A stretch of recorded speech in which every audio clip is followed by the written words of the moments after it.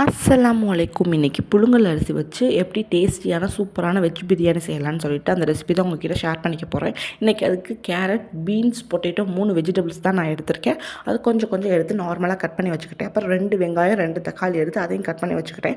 Cooker எடுத்து அடுப்பில் வச்சதுக்கப்புறம் 1½ டேபிள் ஸ்பூன் எண்ணெய், 1 டேபிள் ஸ்பூன் நெய் ஊற்றி நல்லா சூடானதுக்கப்புறம் 3 கிராம்பு, 1 துண்டு பட்டை போட்டு நல்லா வெடிக்க விட்டதுக்கப்புறம் கட் பண்ணி வச்சுருக்க வெங்காயம், தக்காளி போட்டு வதக்கி 1 டேபிள் ஸ்பூன் உப்பு போட்டு நல்லா வதக்கி வச்சிடணும். வதக்கி வச்சதுக்கப்புறம் 2 டேபிள் ஸ்பூன் இஞ்சி பூண்டு பேஸ்ட் போட்டு நல்லா பச்சை வாசனை போகிற வரைக்கும் வதக்கி எடுத்ததுக்கப்புறம் கட் பண்ணி வச்சுருக்க வெஜிடபிள்ஸை கொட்டணும். அதோட 3 டேபிள் ஸ்பூன் தயிர் ஆட் பண்ணியிருக்கேன். மல்லி புதினா ஆட் பண்ணி நல்லா அதை வந்து கலந்து விட்டுறணும்.